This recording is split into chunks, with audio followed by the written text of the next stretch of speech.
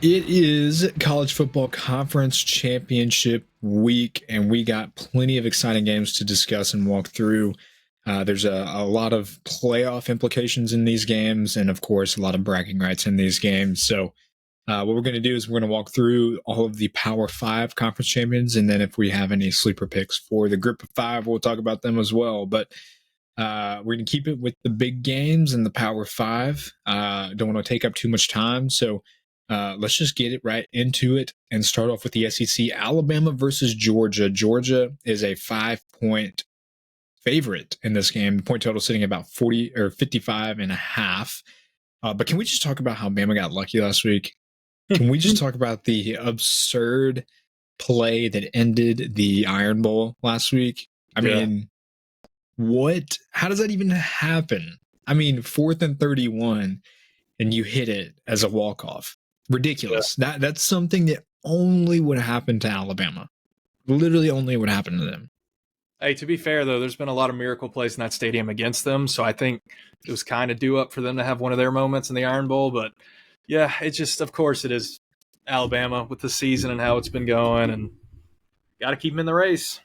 It's ridiculous. Ridiculous. I couldn't believe it. I really felt for Auburn. But hey, it makes this game that much more exciting just because Alabama potentially has a playoff spot on the line. It's going to be tough for the committee. I really don't envy them and what they have to do this next week after these games get played. But this is going to be fun. Georgia's 5-point home favorites. Milroe may not be the traditional pocket passer, but he has been absolute money on deep shot passing plays, completing 55% of his passes, 20 or more yards for 15 touchdowns with only 1 interception. He has 23 big-time throws on passes with 0 turnover-worthy plays. So it's a lot different than the Alabama team that we saw at the beginning of the season. That's an understatement. So their offensive line continues to be a big issue outside of the top 100 in sacks allowed, and the team is outside of the top 50 in terms of yards per carry and passing protection rating. Georgia, they do a lot of things well. They do pretty much really everything well. There's not really one thing in particular that they don't do well across the board. They have the 3rd best success rate on the offensive side of the ball. And they lack a bit of explosiveness, but again, they're consistent. Carson Beck is playing consistent football in the quarterback position. Their offensive line is consistent. Their running game is consistent. Really Carson Beck has been touched almost less than any quarterback in FBS. Flip it over on the defensive side of the ball. Alabama, they are 7th overall in FBS in offensive success rate allowed. Georgia 22nd in FBS. And so that number looks similar for passing and success rate in particular. But one thing Alabama does give up is explosive plays. They're 105th in explosive play rate on the defensive side of the ball, 117th in particular in terms of rushing explosive play rate allowed. So Georgia can be explosive and can get explosive plays. The problem is that they don't really do that in the passing game. In the rushing game, they do. But in the passing game, Georgia's not known. They're like 90th in FBS and explosive play rate on the offensive side of the ball. So this game could be a really underrated game, really exciting game just due to the matchup in its entirety. We have Nick Saban disciple going up against Nick Saban. I think Kirby, has almost, if he wins a natty this year, like he's going to be in the same conversation as Nick Saban in terms of coaching status. So Georgia -5. Do you think they cover? Do you think they win outright? Like, let me know what you feel about this game. Let me hear it. Man, well, the problem is I relate back to that Arkansas game. The Alabama-Arkansas game was gross. We thought this Alabama team wasn't going to be what they were going to be. Then they started firing on all cylinders. They were beating everyone pretty handily. Tennessee, Kentucky, LSU, teams like that, I believe. And then this Iron Bowl came around, and I keep hearing chatter like, oh, that's just the Iron Bowl, or, is Alabama still not where they want to be? I just think I like Georgia here because when Georgia plays good teams, they take care of them. They beat them easily. We saw them struggle with a couple of teams that aren't even close to their level. But when it comes to playing teams that are around Georgia's level, Georgia takes care of business. I think they do again in the SEC championship. I think they make it a little easier for the selection committee and eliminate Alabama. Yeah, I mean, this one is interesting because, well, obviously it's interesting. You know, I hate even saying that. Of course, it's the biggest game of the week, it feels like, but this is one of those games where it's like, you can't doubt Nick Saban. That's the problem. Like, if any other coach was coaching this team, I would be on the Bulldogs all day. And I not to say that I'm not on the Bulldogs, but that's one thing that bakes into my decision who I think is going to win, who I think is going to cover, and whatnot. We look at it too. 67% of the tickets are on Georgia to cover. 66% of the handle is on Georgia to cover. So a 2/3 majority in favor of Georgia. Nothing crazy. It's not like too vast of a number by any means, but I'm going Georgia, and I'm going Georgia to cover the 5. Yep. Now, I will say my projections actually like Alabama to cover. Well, it's like the projection is like 5.2, so that technically that's a cover on the 5.5, but it still likes them to keep it close. I think it will be close at first, but I think that there's a scenario in which Georgia manhandles this offensive line and really puts the pressure on Jalen Milroe. I think that this Georgia secondary is good enough that Georgia can bring the pressure. They can contain Milroe from using his legs and trust their guys in the secondary to cover the Bama wide receivers, whereas not many teams are able to do that. And so I think they will come in with a very solid game plan to contain Jalen Milroe and take advantage of this really soft Alabama offensive line. And so I think this defensive line is going to get after Milroe. And same goes for the other side of the ball. I think Georgia's offensive line, of course, is a top unit. This isn't news to anybody, but I think they'll do really well in the trenches, and that's going to be the deciding factor in this game. And I think Georgia wins by 10, 30-20. I like it. All right, man. Hey, well, before we move on to the Pac-12, guys, if you're watching on YouTube, make sure to like and subscribe, and then comment your favorite picks for championship weekend. We love scanning the crowd for that information, and we appreciate you guys being here. You can also find all of our projections, both college football and NFL, on X. I guess it's formerly known as Twitter, but handle is somewhere up here. But you can find all of those on X. So make sure to find that information. We appreciate you guys. Like, subscribe, comment. Pac-12, Oregon versus Washington. Most surprising line of the week by far, hands down. And if I'm being honest with you guys, I thought this game was going to be like a Oregon -7 type of line, but I was shocked when I saw it at 9.5 on some books. The point total is 67.5. That's right on cue with what I expected, but 9.5. Mm-hmm. It's a big point spread for a team that did, in fact, beat them earlier in the season. Now, Washington, it was at Washington when they beat Oregon. They caught Oregon at the right time. And I think all things were going in favor of Washington. Oregon being favored by this much, again, shocking. Them being favored in general, not shocking. Both offenses are elite units. Not, this isn't new information. Washington 4th overall in offensive success rate. Oregon 1st in FBS in offensive success rate. So where the caveat is that Washington's defense is so bad, and it continues to be bad. I am actually genuinely impressed that they were able to go winless during the regular, or winless, undefeated in the regular season with the defense that they had. They are 105th in offensive success rate allowed. They're 129th in rushing success rate allowed. They do a decent job of limiting explosive plays. Oregon, 18th overall in defensive success rate, which means offensive success rate allowed. So they're a top 20 team across the board. Again, and I mentioned this earlier, they're the only team that is a top 10 unit in EPA per play on the offensive side of the ball, and then EPA per play allowed on the defensive side of the ball. So they're a well-rounded team, much more well-rounded than Washington. It's just a matter of, is Washington's offense good enough to negate the fact that Oregon's defense is a really good unit? And so before I get into anything, Seth, what do you think? Do you like what do you like, Washington to cover, or do you like Oregon to win and beat the brakes off of them? Let me hear it. Well, I think you made some great points. Kind of like what you said. When they played earlier this season, I feel like these teams were both completely different. I think Oregon's only gotten better, and I think Washington's digressed a little bit. They can't put teams away, no matter who they're playing, whether it's Arizona State, UCLA, whoever they're playing. They can't really put these games away. They're close. And, a couple weeks ago, I said it was going to come back to bite them.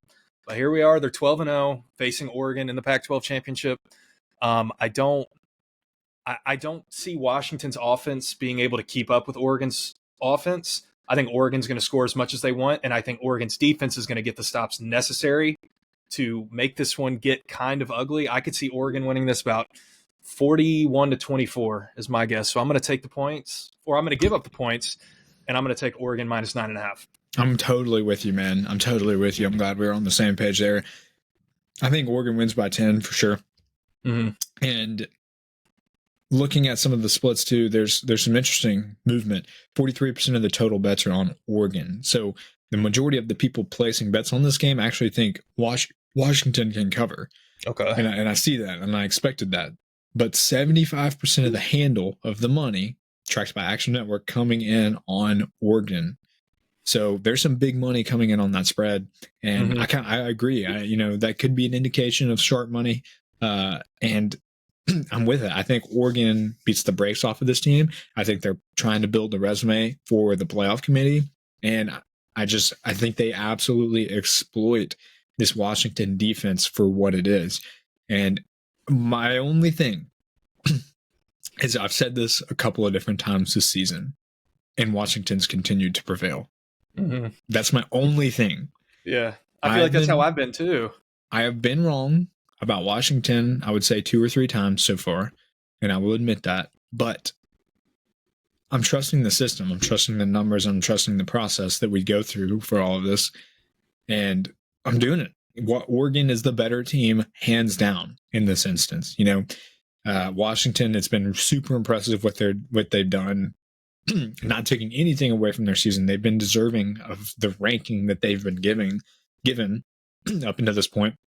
But I think Oregon comes in here, proves their dominance, and establishes themselves as at least top 5 candidate. And hopefully they can do well enough to get themselves in the college football playoff. So I love it. Florida State plays Louisville, and my goodness, Louisville, they kind of blew chunks last week, dropping 1 to Kentucky. Florida State, they came off of a win, really no adjective to put there. It was kind of interesting game against their rival Florida in the Swamp. Now starting quarterback was their backup under Jordan Travis. Did get shaken up, but he came back in, so I expect him to be fine and ready to go. This one is a big one for Florida State because they're going to need to be winless to make the playoffs. Or I say winless. Undefeated. They're going to need to be undefeated to get the playoff bid. And what's crazy is, like, even if they do win, there's a chance that they don't even make it after going undefeated. So right. They absolutely need this, and they absolutely need to be convincing in a win to get this. Louisville, albeit the tough loss, they still have the chance to play party pooper against Florida State. And so I still think they'll come in motivated. I don't think last week's loss really affects their motivation by any means. So I fully expect this game to be extremely competitive on both ends for both teams. So looking at some of the splits, and I'm watching it now. I said 3.5, but it's dropping to 3 and even 2.5 on some smaller books. So we should take that in consideration with whatever we decide discussing down the line. 46% of the bets are on Louisville to cover, but 75% of the handle is on Louisville to cover. So That's a big differential from the public the number of public tickets and the money itself. So some big money can be for certain if it's sharp or not, but some big money coming in on Louisville to cover that spread. Hence why it's starting to drop in favor of Louisville. So before I get any more to the numbers and the matchup, Seth, man, what the heck do you take away from this game? Well, I will take away that Tate Roadmaker, I believe is his name, took a hit in that Florida game. I was very shocked to see him come back, to be honest with you. I definitely think he was concussed. I think they skipped over some protocols, but football. Like you said, he came back in and played, so I don't really have any reason to believe he won't play in this game. Louisville laid an egg against Kentucky. I haven't really been sold on Louisville all year. I thought that was a game to make a statement. They didn't. I think Florida State is determined to get in the playoffs. Mike Norvell is very excited to get his squad in there. I think that Florida State, I don't know if they'll struggle, but I think this is a game that they win by 7-10. I kind of disagree with you. I think Louisville's hopes were kind of shot with that Kentucky loss because we're being honest, I don't think they would have gotten into the playoffs, but the hope maybe was still kind of there, being, you're 11-1 playing an undefeated Florida State in the ACC championship. But I don't know. I think that loss was pretty deflating, and I think Florida State's riding a high, and I think they'll go in and beat them. Yeah. Let's hear it. Yeah, let's do the numbers. So offensive ratings comparison. Success rate, Louisville 11th in FBS on the offensive side of the ball. Florida State 55th. So that number's kind of declined ever since Jordan Travis left. They were actually a top 20 unit in those regards. In most offensive categories, but they do still have an explosive offense, third in FBS, an explosive play rate. And we know that, Keon Coleman is really leading this team. He's an explosive player himself, and they have a lot of playmakers, especially in the rushing game. So flip side, on the defense, Louisville 14th in FBS in offensive success rate allowed, Florida State 12th. And I will say this, even, the numbers will tell you right now that Florida State has a really good defense. That's not going to surprise anybody. But Florida State's goal line and short yardage defense is phenomenal.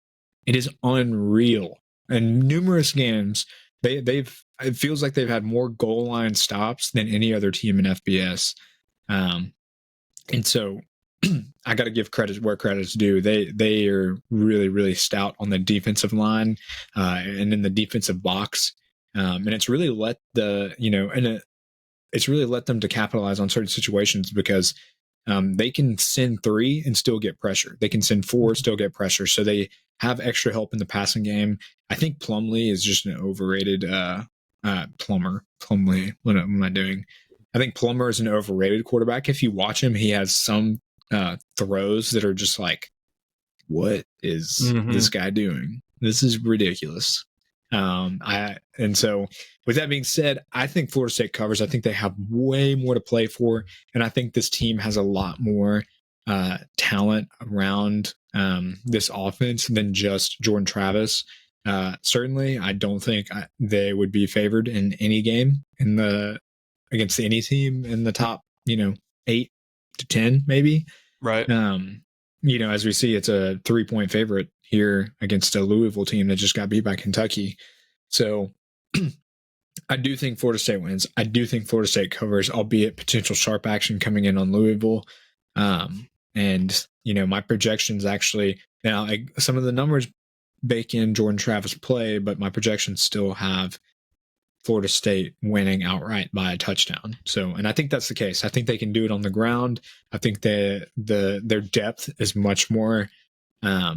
It's a lot deep. They're a lot deeper than Louisville. So, war of attrition. I think they definitely are going to win that as well. And it's not like Louisville is going to come out and absolutely beat them with explosive plays.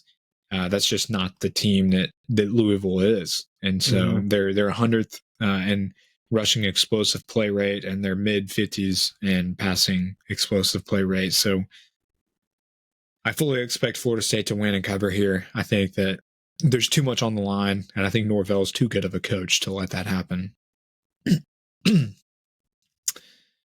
So now we get to move on to the Big 12. Oh my gosh. I saved the Big Ten for last because Okay, my yeah, thought that's what process, I'm my so thought excited for process that. was just like 23-point spread. What? Like, Yeah, we're and the just, over under is like 12 points more than that, and that's it's it. insane. Dude, fun Okay, fact. but yeah, we'll save it. Okay, yeah. I'll say I got a fun fact for you. Okay. Uh, Oklahoma State versus Texas. In my notes, I actually have Texas as 14. It's starting to move in favor of Texas at 14 in the hook, 15 on some books. So, and there's the majority is leaning in Texas. I'll just go ahead and give the splits. 51% of the bets are on Texas, but 63% of the money is on Texas. So some big money coming in on Texas. But we'll assume 14 in the hook here in our discussion. Mike Gundy has a chance to do the funniest thing ever. And I sure shit hope he does. I know. Dude, it would be awesome if they just completely ruin Texas and their hopes as they exit the Big 12. So now, with that being said, that I don't necessarily think that happens by any means, but this game, in my notes, I had the most uncertainty out of any game of them all. And I know the point spread is really, it's like the second highest point spread in the Power Five championship games, but I feel like Oklahoma is one of those teams that'll literally just like, they'll do it. Yeah. They're more likely to do it than anybody Right. to cover and win outright. So before I get into some of the numbers, man, what you thinking? What's your thought process here? This Oklahoma State team has to be one of the hardest teams in college football history to have a read on. You're going to lose to South Alabama 33-7. You're going to lose to UCF 45-3. You're going to beat Oklahoma though. And even the BYU game last week, they had to come back from down like 24-6. Yep. But they play the good teams. They show up, but then they've gotten thrashed by very questionable opponents. I guess it just depends on which Mike Gundy team shows up, because the 14.5 point spread is very confusing for me. I thought that was a little higher than what it would be against Texas, but I don't know. I don't have any reason to believe that Oklahoma State can keep it within 14.5 after the last few weeks and some of the games I've watched. So I'm going to give a pick, but it's not going to be with any confidence whatsoever. So take it with a grain of salt. I'm going to rock with Texas with 14 in the hook. Yeah. But I don't have a lot of confidence in it, if I'm just being straight up honest. I don't know. I am going to do this as well.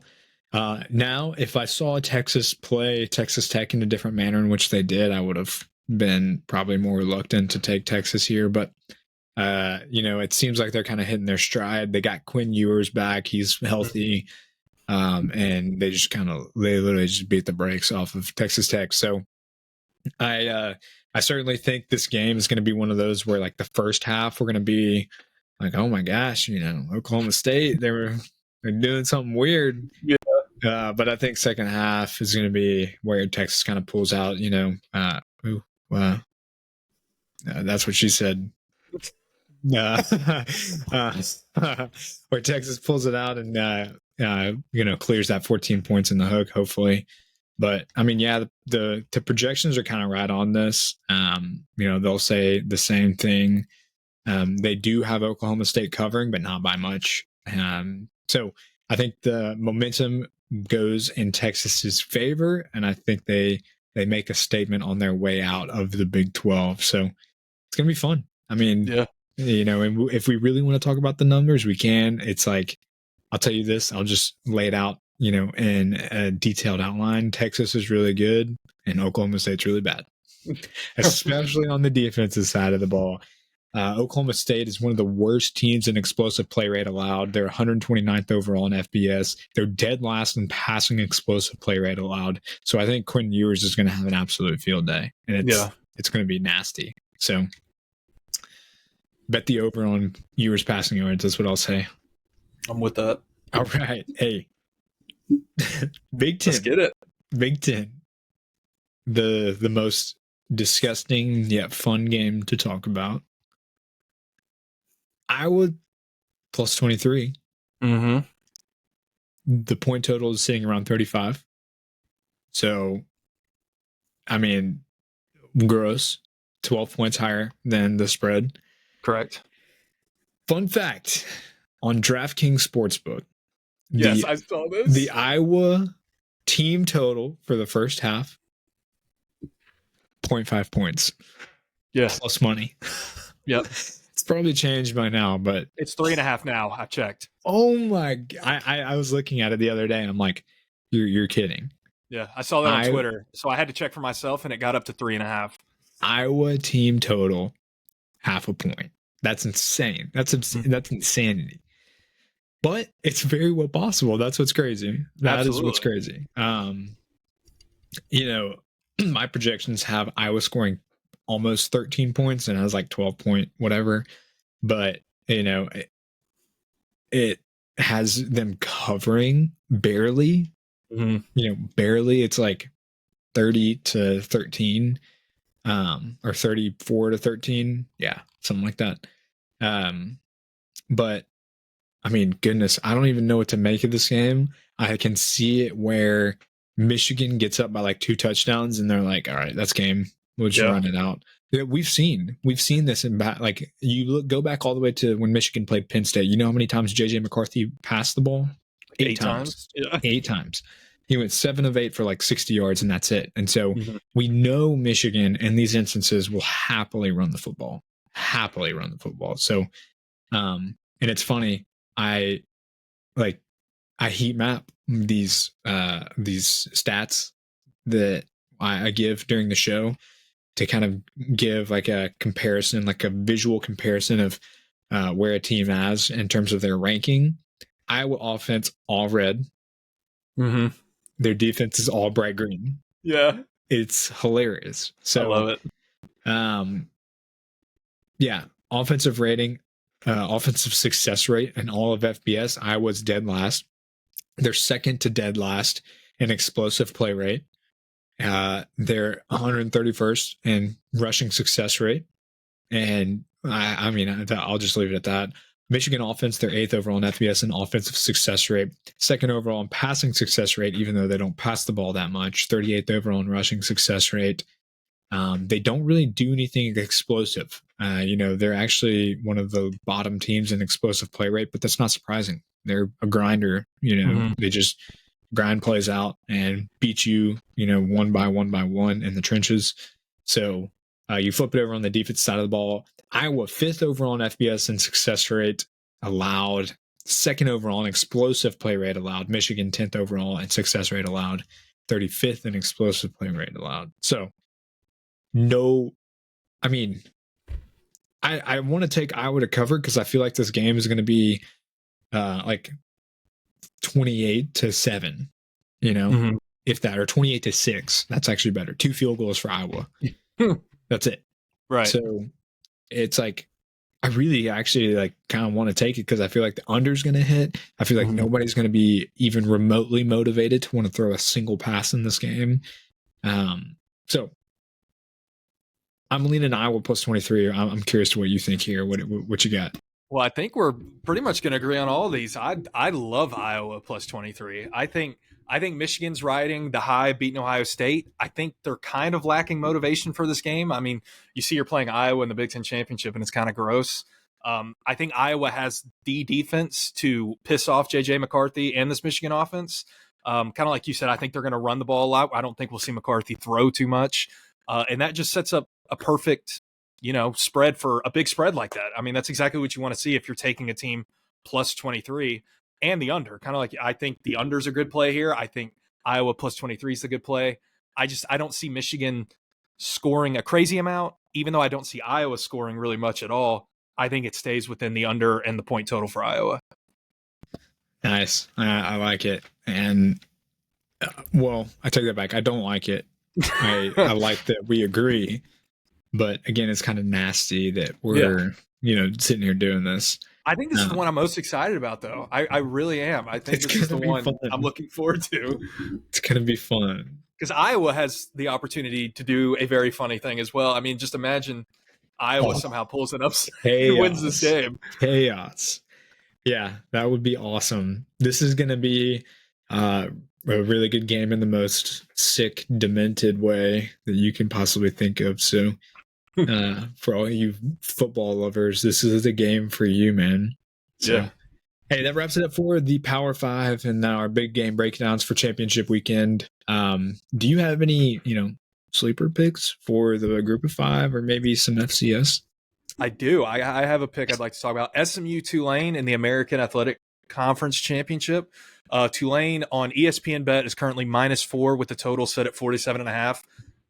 I kind of love SMU +4 here. And let me remind that the American Athletic Conference Championship, whoever is the higher team hosts it, so it will be at Tulane. However, I don't think that makes much of a difference. I think SMU has the firepower, the offense to overwhelm Tulane. Tulane has a great offense, don't get me wrong. I just don't see Tulane stopping SMU very much, and I trust SMU's defense more to get stops. I think SMU +4 is a nuclear play. I think SMU wins outright. I don't see this being going in Tulane's way.